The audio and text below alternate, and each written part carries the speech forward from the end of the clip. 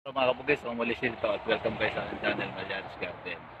I-share ko po sa inyo kung ano yung characteristic nitong opal flame. Napakadali siyang alagaan at napakagaling niyang mamulaklak nito. Yung bulaklak na parang nagtatangerine na red. Makita niyo ang kapal niya. Oh. Kasi hindi ko lang ito tinitrim at nagtatanim kami sa ngayon. Pinapatikas ko lang muna. Nakita niyo, napakalusog niya. Oh. Ito, naka-direct sunlight lang. Direct sunlight pagkaran regular ko na inaabunuhan ng triple 14 once a month. Nakita nyo ang galing, oh. Ang dami ng talbos, oh.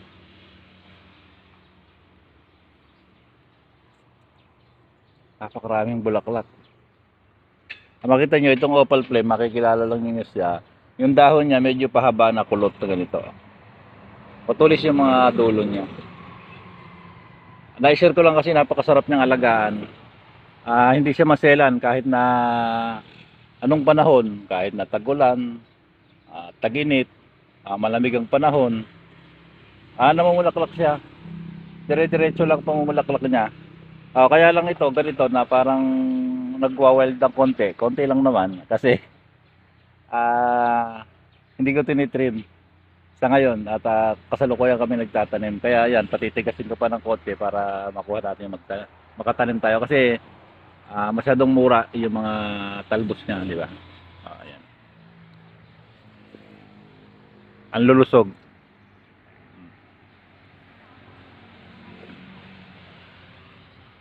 Pakaganda.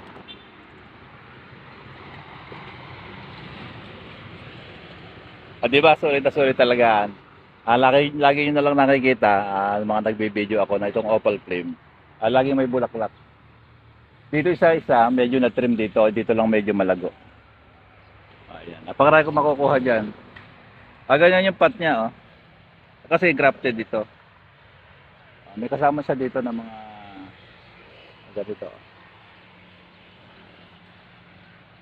Bidadari. Ayan ang sa dulo. Malusog din.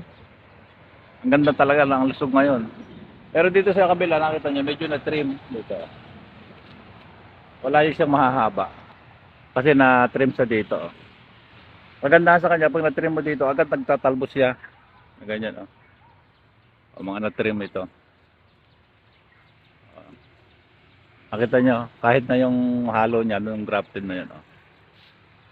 Ganda rin ang bulaklak niya. Pero lang, basta mag-aalaga ka lang, direct sunlight mo pagkaraan, pinakamaganda, mag-aabono ka once a month, kahit pa ano lang, regular na pag-aabono lang, pa konti-konti, isang kutsara, tingnan nyo, ang dami. Sobra, kahit ito, oh. Anong pangalan nito? Sakriana ito, nakita ninyo. Ang lusog. Ayan. Sobrang init pa ng panahon ngayon. Yung maraming mga bougainvillea na yung para bang nagtutuyot. Ayan. Ito sobrang lusog niya. Ang ganda, oh.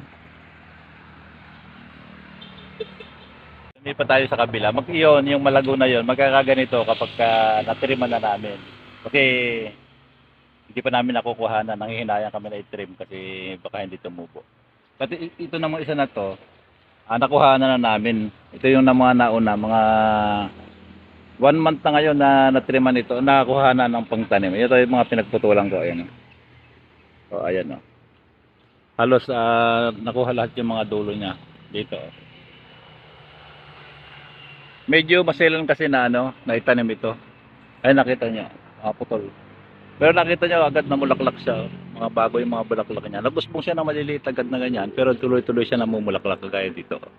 Kaya napakasarap niyang alagaan. Tsaka napakaganda. Ayan, nakakapansin niyo, panay pinagputulan ito mga ito, oh. Ayan. Kasi kapag ganito na may garden, masarap na magtanim kung mga yung pagka na muna mag-trim pagkaraan, kuhanin yung mga magandang sanga, yung tama sa pagbuhay, saka mo Pag naputol mo ng lahat, may natira na yung mga hindi magagandang sanga, yung mga maliliit na, pwede ka na mag-trim. Pero nakuha mo na yung sanga na magaganda. Ayan, saka mo tripan. Ito, tayo ganun namin ito. Ayan. Diba ang ganda? Oo. Kahit bagong putol ng kuwan eh, pagandahan niya, pag nag-usbong agad na ganyan, eh, namumulaklak na agad. Hindi na siya nagpapahaba ng usbong. Yung iba. Kasi naputulan kasi. Yung isa kasi doon, hindi pa naputulan. Kaya napakalusog. Ayan o. Maiksi lang yung sanga niya dito.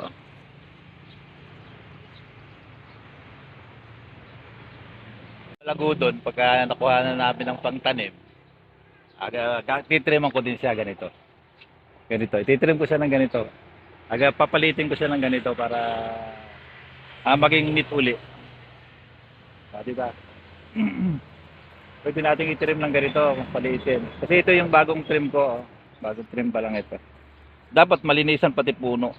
Pati dito, sabi sa nga dito sa may baba na to, dapat malinisan dito. Walang tutubo na iba dito.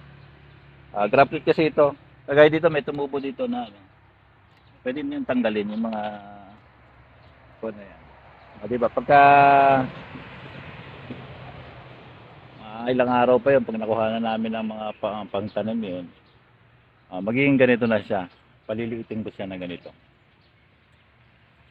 Maganda. Nakita nyo. Sobra. Ay, yung mga pumupunta nga rito eh, ano, hanga-hanga dito sa bougainvillea ko na to. Pansin nyo talaga na po. Oh, punong-puno ng bulaklak ko. Ayan, opal flame. Kung wala pa kayong opal flame at hindi nyo pa masyado nakilala, ay ito siya. Ayan. Kaya lang medyo ano, medyo mahirap buhayin. Marami yung mga ano, hindi nag-uugat. Hindi kagaya ng mga iba na napakadaling buhayin. Ito medyo papahirapan ka. Ibig sabihin eh. Kaya nga mabili kasi hindi masyadong madaling buhayin. Medyo mahirap. Hindi kagaya na iba pagka kinuan mo, napakadali lang mabuhay. Ito medyo papahirapan ka. Titrim ko din na gano'n. Balik ulit tayo dito sa kabila na to. Di ba napakalusog? Kasi pagka ganito kalusog itatanim mo, oh, yan. Siyempre puputulan mo dyan, dyan.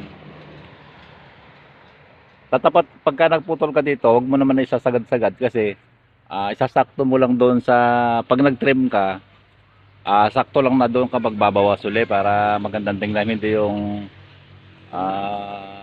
nasisira kasi ang forma pagka mayroong mahaba, mayroong maiksi lang ang ano mo. Tatantyahin mo din kung magtatanim ka na para hindi masira yung bougainvillea. Doon sa sakto lang na pagka nag-trim ka, maganda pa rin. Ayan. Kasi itong mga iba natin kasi ito not for sale ka itong kasi itong mga ito. Itong malalaki na to. Dito ako kumukuha ng mga pangtanim. Kaya pinapalago namin na ganito. Sabi ko, napakasarap alagaan. Wala pa kaming buhay sa ngayon. Yung mga nagtatanong sa amin na ano, wala pa kaming buhay sa ngayon ito. Kasi bago-bago pa lang kami nag-umpisa nagtanim. Kasi marami yung mga kumukuha na ano, baka makita yung video ko. Mga pumupunta rito, wala pa kami ngayon.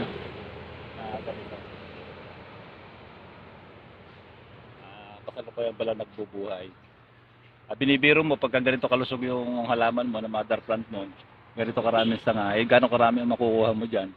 Baka makakuha ka na ng 100 na cuttings dyan, hindi lang na makukuha mo.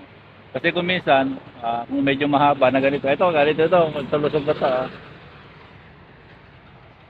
Baka kung makakuha ka ng tatlong putol o 2 putol, yung mga iba naman, singgilan, yung iba naman, tigda 2. Ilang ba si-share ko kasi napakaganda itong opal flame talaga. Kaya lang medyo papahirapan ka nga sa pagbubuhay nito. Kaya bibihira lang yung ano, yung available sa mga ano, sa mga nagtitinda. Mahirap siya buhayin. Hanggang dito na lang ang video ko ito. Na-share ko lang, napakaganda kasi. Napakaraming bulaklak tayo, no? Nandito na lang at maraming salamat sa patuloy na panonood nyo ng mga video ko. Bye-bye!